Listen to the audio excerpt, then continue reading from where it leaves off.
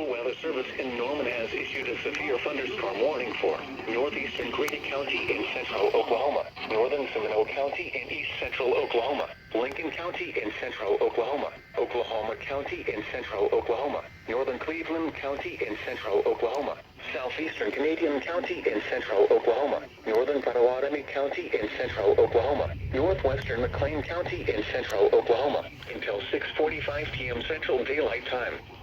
At 6:02 p.m. Central Daylight Time, severe thunderstorms were located along a line extending from Meeker to Choctaw to Mustang, moving east-southeast at 50 miles an hour. Expected hazards. Look at radar scope. Okay, it looks like we no longer, well, maybe.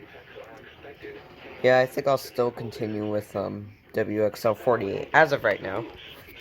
Entries.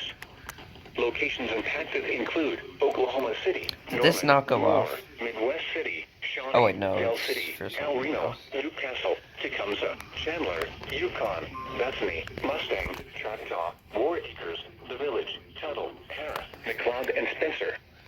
A tornado watch remains in effect for the warned area.